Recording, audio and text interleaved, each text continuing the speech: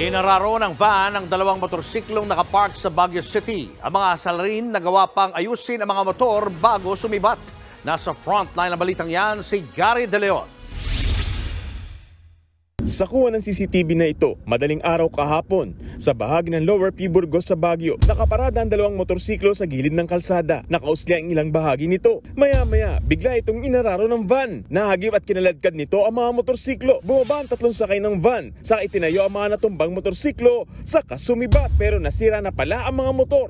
Laking panlulumo naman ni Jake, isa sa mga may-ari ng motorsiklo, lalo't mahigit 100,000 piso ang bili niya sa kanyang motor. Ginagamit pa naman daw niya itong pang-deliver. Hindi na nga siya makakapagtrabaho. Gagastos pa siya sa pagpapagawa ng motorsiklo. Panawagan niya sa mga hindi pa nakikilalang salarin. Sana pakita na siya kasi nakuha na naman na namin ng plaka eh. Sana magpakita na siya kasi ang laking disturbo sa amin.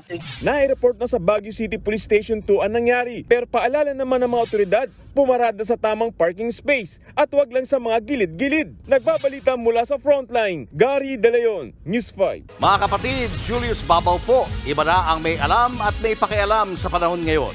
Para sa frontline ng mga balita, mag-follow at mag-subscribe sa social media pages ng News 5.